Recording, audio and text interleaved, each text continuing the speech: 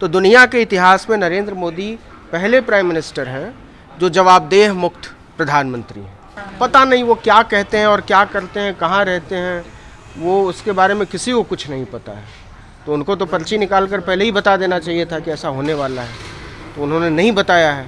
तो इस पर सरकार को संज्ञान लेना चाहिए। इसका मतलब कि जानबूझकर उन्होंने नहीं बताया, उनको पता था। देश का सबसे तरह बाढ़ आई हुई है, वहाँ आपदा आई हुई है, और जिस प्रकार से जो मुस्लिम समाज जो मदद कर रहा है उसको कैसे देख रहे हैं?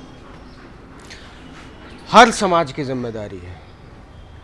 सिख समाज तो समूची दुनिया में मदद करता रहा है। देखिए, ये ऐसा समय है ना, आपदाओं में क्रेडिट लेने से बचना चाहिए। ये किसी एक समाज की जिम्मेदारी नहीं है, हर समाज की जिम्मेदारी है। इस देश में जहाँ कहीं भी आपदा आई है वहाँ सिख हमेशा खड़े रहे और बिना परवाह किए खड़े रहे हैं। उन्होंने कभी किसी से नहीं कहा कि हमारे बारे में कोई बात करो। तो ये एक राष्ट्रीय मदद की का वक्त है और इसको उसी तरीके से देखना चाहिए। जो सर खुद को प्रधान सेवक बोलते हैं, कहीं दिखाई नहीं दे रहे हैं। वो तो कहीं नहीं दिखाई देते, कहीं दिखाई देते हैं। वो कहीं भी जब राष्ट्रीय मुश्किल हो, जब जनता मुश्किल में आती है, वो कहीं दिखाई नहीं देते हैं। और इसलिए नहीं दिखाई देते हैं क्योंकि वो जवाबदेही को महसूस नहीं करते। वो बचपन से जवाबदेह नहीं है। वो जहाँ से चले हैं वो जवाबदेही से मुक्त होकर।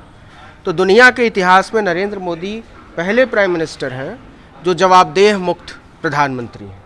कोई रिस्पॉन्सिबिलिटी नहीं सर, लेते। जिन मदरसों मस्जिदों को बदनाम किया जाता है वही सबसे आगे आए हैं इस आपदा में, सब देखेंगे। अब ये इसकी जानकारी मुझे नहीं है, मैंने कुछ तस्वीरें देखी हैं और ये अच्छी बात है, सबको मदद करनी चाहिए।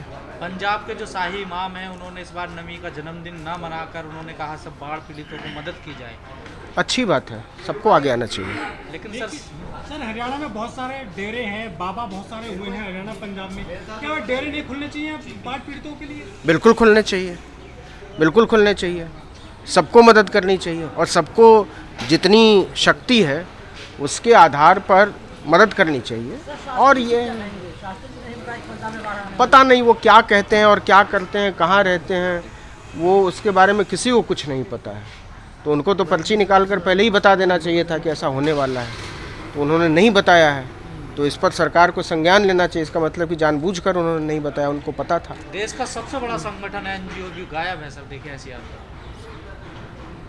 पता नहीं, मतलब अब आई कार्ड तो वहाँ लगा हुआ नहीं है ना, तो लेकिन जो दिखाई दे रहा है वो ये कि पूरी दुनिया के लोग मदद करना चाहते हैं पंजाब की। और मुझे लगता है कि ये लोग फिर खड़े होंगे और दुनिया की मदद करने के लिए खड़े होंगे।